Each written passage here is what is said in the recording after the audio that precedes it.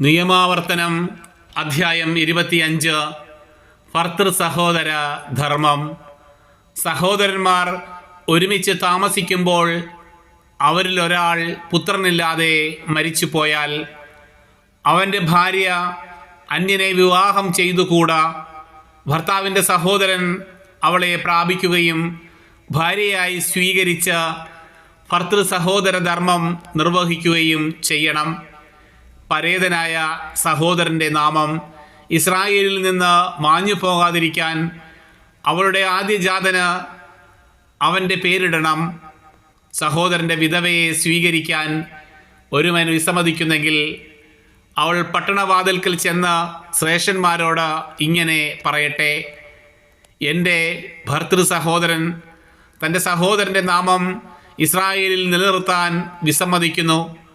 അവൻ ഭർതൃ സഹോദര ധർമ്മം നിറവേറ്റുന്നില്ല. അപ്പോൾ അവൻ്റെ പട്ടണത്തിലെ ശ്രേഷ്ഠന്മാർ അവനെ വിളിപ്പിച്ച് അവനോട് സംസാരിക്കണം. എന്നാൽ അവൻ തൻ്റെ തീരുമാനത്തിൽ ഉറച്ചു നിന്നുകൊണ്ട് ഇവളെ സ്വീകരിക്കാൻ എനിക്കിഷ്ടമില്ല എന്ന് പറഞ്ഞാൽ അവൻ്റെ സഹോദരൻ്റെ വിധവ ശ്രേഷ്ഠന്മാരുടെ സന്നിധിയിൽ വെച്ച് തന്നെ അവൻ്റെ അടുക്കൽ ചെന്ന് അവൻ്റെ പാദത്തിൽ നിന്ന് ചെരിപ്പഴിച്ച് മാറ്റുകയും അവൻ്റെ മുഖത്ത് തുപ്പുകയും ചെയ്തതിനു ശേഷം സഹോദരൻ്റെ ഭവനം പണിയാത്തവനോട് ഇപ്രകാരം ചെയ്യും എന്ന് പറയണം: ചെരിപ്പഴിക്കപ്പെട്ടവൻ്റെ ഭവനം എന്ന് അവൻ്റെ ഭവനം ഇസ്രായേലിൽ വിളിക്കപ്പെടും.